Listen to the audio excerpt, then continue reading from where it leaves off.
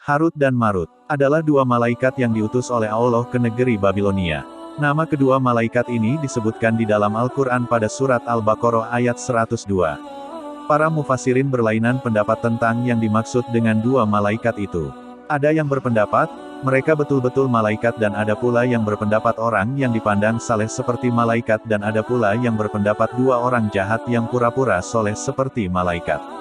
Kisah sahih. Dikisahkan bahwa ada dua malaikat diutus oleh Allah untuk turun ke kota Babil, yakni sebuah kota di Irak bekas ibu kota Babilonia kuno.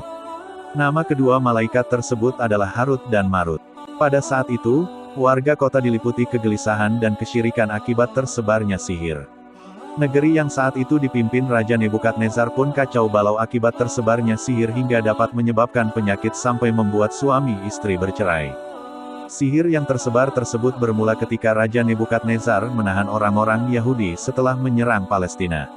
Tawanan tersebut pun mulai memainkan sihir saat tiba di kota Babil. Sebagian bangsa Yahudi memang dikenal sebagai bangsa yang sangat dekat dan mahir mempraktikkan ilmu sihir. Dengan pengetahuan sihir yang mereka kuasai, mereka kemudian menakut-nakuti warga Babil dengan membuat lingkaran besar sebagai lingkaran sihir.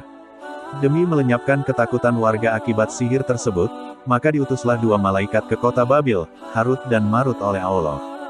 Keduanya diutus untuk mengajarkan sihir kepada warga Babil. Mereka mengajarkan sihir bukanlah untuk berbuat kejahatan, sihir yang diajarkan keduanya hanyalah untuk menjelaskan hakikat sihir. Maka, Harut dan Marut pun turun ke bumi dan mendatangi warga Babil. Dimulailah tugas mereka untuk mengajarkan sihir. Ketika warga mendatangi mereka untuk mempelajari sihir, keduanya memperingatkan agar tak menyalahgunakannya untuk berbuat syirik. Sesungguhnya kami hanya cobaan bagimu, maka sebab itu janganlah kamu kafir, ujar keduanya.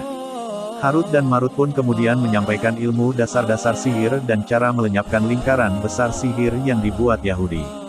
Keduanya pun memperingatkan bahwa sihir merupakan hal yang dipelajari. Karena dipelajari, sihir tidaklah dapat memberikan manfaat ataupun mafsadat bagi manusia kecuali dengan kehendak Allah. Setelah selesai tugas Harut dan Marut, keduanya pun kembali ke langit. Akan tetapi, warga kota Babil justru tak mengikuti peringatan Harut dan Marut. Mereka justru berbuat kerusakan dengan ilmu sihir yang diajarkan keduanya, maka semakin rusaklah negeri tersebut.